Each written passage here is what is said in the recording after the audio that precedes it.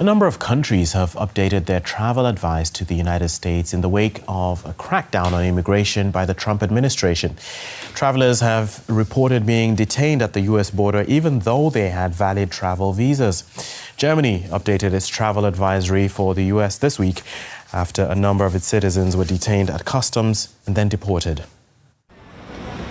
What was intended as a short vacation turned into a nightmare. German tourist Lukas Silav was detained upon arrival in the US and hauled into a detention facility. They put me in chains everywhere, around my stomach, on my hands, my feet. Then they put me in a van and drove me to the detention center in Satinko. Lucas was returning to the US from a vacation in Mexico. He says he had a valid US tourist visa, but ended up spending 16 days in detention before being allowed to return to Germany.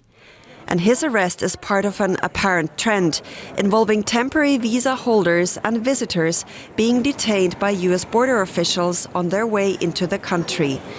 Canadian actress Jasmine Mooney has a similar story. She was detained for 12 days over an incomplete visa. There was no heads up. Next thing you know, I'm taken and for 2 weeks haven't been told anything, moved in different cells, sleeping on cement, sleeping in different jail cells. Like, it just, nothing makes sense to me. A French scientist, in turn, was denied entry into the US after his phone was searched by customs. Officials at the airport found messages criticizing the Trump administration's cuts to science programs.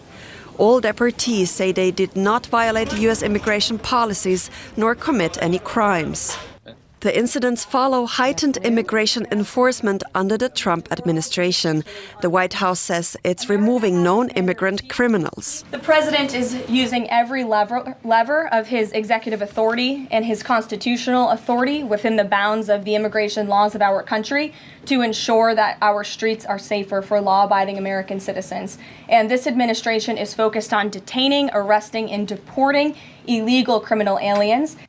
The crackdown also includes those who have outstayed visas or violated their terms. But Lukas Silav says his experience shows that anyone could be targeted by US customs officials. Nobody is safe there anymore to come to America as a tourist. I get a lot of questions from people who want to visit America, and I try to help them and tell them my experience, that they need to be careful.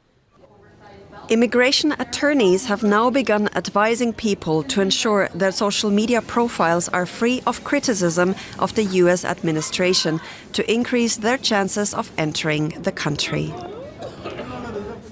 Let's speak to David Beer. He's the Director of Immigration Studies at the Cato Institute in Washington, D.C., and an expert on immigration, border security, and interior enforcement. Good to have you with us, David. Should people be worried in general about traveling to the US under the current circumstances? Yes, absolutely. We've seen cases where people's phones have been searched. They've looked at people's social media posts and used that as a basis for denying them entry or arresting them or detaining them.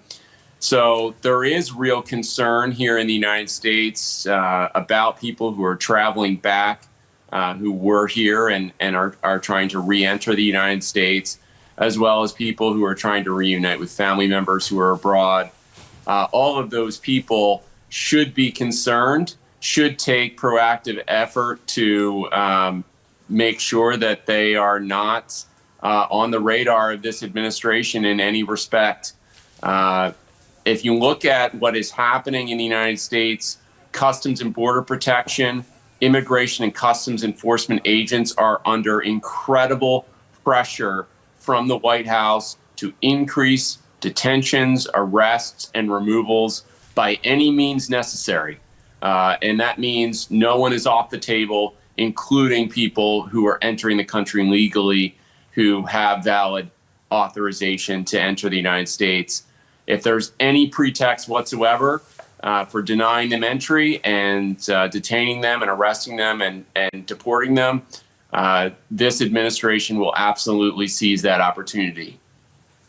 It's one thing to go after people who have violated one rule or the other relating to immigration, for example, not having the right papers or overstaying their visas. But when we're going through people's phones and checking their messages, for example, the case of the French scientist, what exactly is going on there? Yeah, again, intense pressure to deny people entry, to arrest them, detain them. It's not totally unheard of, even before this administration, for individuals to be detained or prevented from entering the United States. We've certainly seen cases like that under every administration. There is an enormous amount of power in our immigration system here in the United States for the people and officials at ports of entry. They are, in a way, many dictators within the immigration system, in that their decision is really final and difficult to challenge. And so that is a reality that's always been there, but now, given the intense pressure that is being put on these agents and officials to increase arrests and removals, they're really exercising that discretion in order to do rather extraordinary things, like detain people for prolonged periods of time, not just put them on the next flight or allow them to get a flight home. That's kind of how it would have been handled previously. These lengthy detentions we're seeing is really what's more extraordinary than someone being denied entry. Okay, I'm afraid that's all we have. That's all the time we have to speak to you, David Beer from the Cato Institute. Thank you very much.